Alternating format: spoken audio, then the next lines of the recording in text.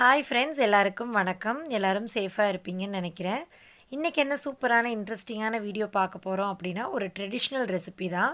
பலாப்பழ அல்வா எப்படி செய்கிறதுன்னு பார்க்கலாம். இதுக்கு வந்து இந்த அளவுக்கு பலாப்பழங்களை எடுத்துகிட்டு நல்லா ஃபைனாக சாப் பண்ணி வச்சுருக்கேன். ஸ்வீட்னஸ்க்கு நம்ம வெல்லம் ஆட் பண்ணிக்க போகிறோம்.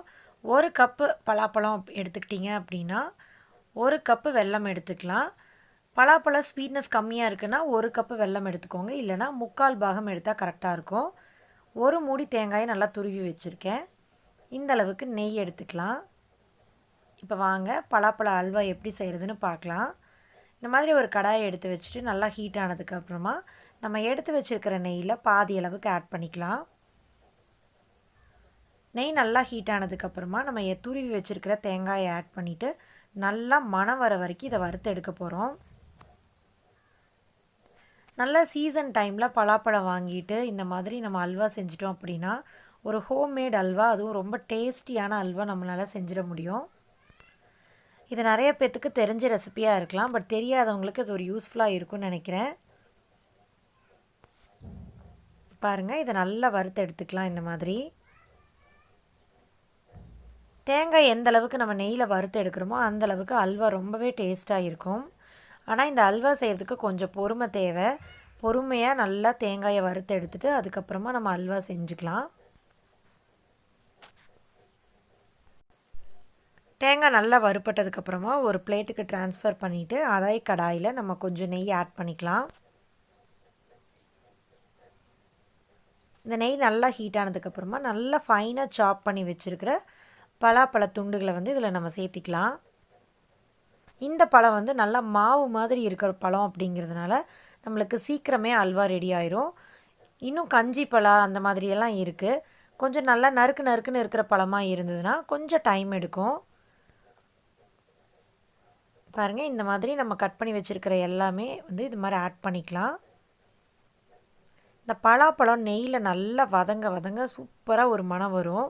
இதுக்கு எக்ஸ்ட்ரா ஃப்ளேவருக்காக நீங்கள் எதுவுமே சேர்த்திக்க வேண்டியதில்லை. உங்களுக்கு விருப்பம் இருந்தால் ஏலக்காய் தூள் சேர்த்திக்கோங்க. நான் எதுவுமே சேர்த்தாமல் ப்ளைனாக தான் அல்வா செய்ய போகிறேன்.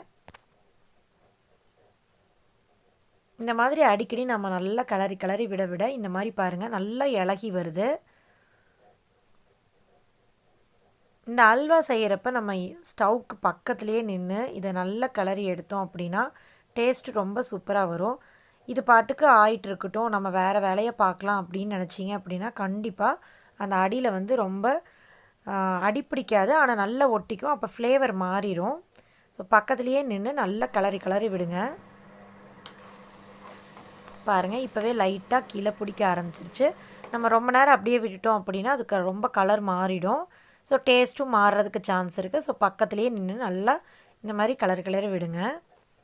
இது நல்லா பாதி அளவுக்கு நல்லா இளகி வந்ததுக்கப்புறமா நம்ம எடுத்து வச்சுருக்கிற வெல்லத்தை ஆட் பண்ணிக்கலாம். நான் ஆட் பண்ணியிருக்கிற வெல்லம் வந்து கொஞ்சம் தூக்கலாக தான் இருந்துச்சு.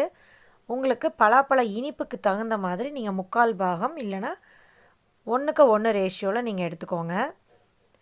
ஒயிட் சுகரை விட வெல்லம் யூஸ் பண்ணுறப்போ அந்த அல்வா டேஸ்ட் ரொம்பவே சூப்பராக இருக்கும். அதே மாதிரி ஹெல்த்தியாகவும் இருக்கும். பாருங்கள், வெல்லம் நல்லா இது கூட மிக்ஸ் ஆகிற மாதிரி இந்த மாதிரி கிளறி விட்டுக்கலாம். வெல்லம் ஆட் பண்ணதுக்கப்புறமா இன்னுமே பக்கத்துலேயே நின்று நல்லா கிளறி விடணும். அப்போ தான் அந்த ஃப்ளேவர் மாறாமல் அந்த வெல்லம் அந்த பலாப்பழத்தோட ஃப்ளேவரோட அல்வா சூப்பராக இருக்கும்.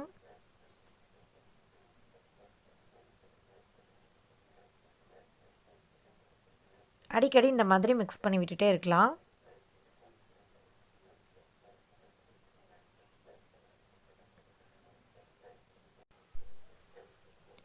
பாருங்கள், லைட்டாக கொதிக்க ஆரம்பிச்சிருச்சு.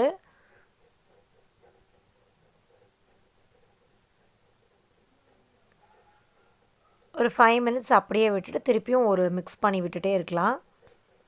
இந்த வெல்லம் வந்து இந்த பலாப்பழத்து கூட நல்லா பிளெண்ட் ஆகி அது நல்லா சுருண்டு வர்ற வரைக்கும் நம்ம இதை கிளறி விட்டுட்டே இருக்கணும்.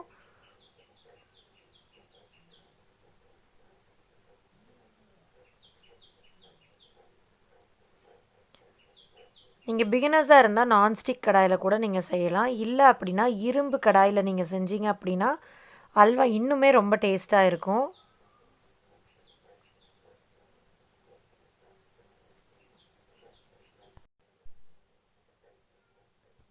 இது ஹை ஃப்ளேம்லேயும் வைக்க வேண்டாம், அதே மாதிரி ரொம்ப சிம்லேயும் வைக்காமல் மீடியம் ஃப்ளேமில் வச்சு இந்த மாதிரி நல்லா கிளறி விட்டுட்டே இருக்கலாம். இந்த அளவுக்கு நம்ம வெல்லம் வந்து நல்லா மிக்ஸ் ஆனதுக்கப்புறமா அந்த வெல்லத்தோட வாசம் பாதி உங்களுக்கு போயிடும். அந்த டைமில் நம்ம நல்லா நெய்யில் வறுத்து வச்சுருக்கிற தேங்காயை ஆட் பண்ணிக்கலாம். நீங்கள் தேங்காய் யூஸ் பண்ண வேண்டாம் அப்படின்னா வெறும் பலாப்பழத்தை வச்சு மட்டும் அல்வா செய்யலாம். ஆனால் அதுக்கு ஒரிஜினல் டேஸ்ட் கொடுக்கணும் அப்படின்னா கண்டிப்பாக நீங்கள் இந்த தேங்காயை நெய்யில் வறுத்து ஆட் பண்ணிங்கன்னா தான் அந்த முழுமையான டேஸ்ட் உங்களுக்கு கிடைக்கும். கண்டிப்பாக இதை உங்கள் வீட்டில் ட்ரை பண்ணி பாருங்கள். அதுக்கப்புறமா சீசனல் டைமில் எகைன் அண்ட் எகைன் உங்கள் வீட்டில் இருக்கிற மெம்பர்ஸ் எல்லாருமே பலாப்பழ அல்வா கேட்பாங்க. பாருங்கள், நல்லா மிக்ஸ் பண்ணி விட்டுக்கலாம்.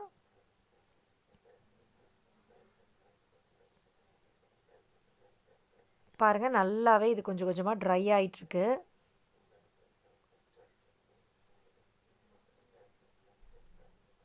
இந்த டைமில் இன்னும் கொஞ்சமாக நான் கீ ஆட் பண்ணிக்கிறேன். இதை செஞ்சு நீங்கள் ஃப்ரிட்ஜில் வைக்கணும்னு அவசியம் இல்லை. நீங்கள் வெளியிலேயே வச்சுருந்தீங்கனாலும் இது ஒரு மினிமம் 10 டேஸ்க்காவது இது கெட்டு போகாமல் இருக்கும். இப்போ நல்லா மிக்ஸ் பண்ணி விட்டுக்கலாம்.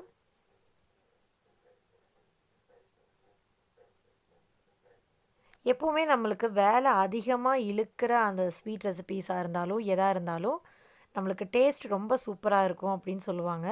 அதே மாதிரி இந்த அல்வாவும் ரொம்பவே டேஸ்டியாக இருக்கும். பாருங்கள், எந்த அளவுக்கு நல்லா கன்சிஸ்டன்சி நல்லா ட்ரை ஆகி வந்துருச்சு. இப்போ நம்ம ஸ்டவ் ஆஃப் பண்ணிவிட்டு இன்னொரு பாத்திரத்துக்கு ட்ரான்ஸ்ஃபர் பண்ணிடலாம். இது வெல்லத்தோட கலர் அப்படி இருக்கிறதுனால உங்களுக்கு தெரியுது. ஆனால் டேஸ்ட் ரொம்ப சூப்பராக இருக்கும். கண்டிப்பாக உங்கள் வீட்டில் ட்ரை பண்ணி பாருங்கள். இந்த வீடியோ பிடிச்சிருந்தா லைக் பண்ணுங்கள், ஷேர் பண்ணுங்கள், மறக்காமல் சப்ஸ்கிரைப் பண்ணுங்கள்.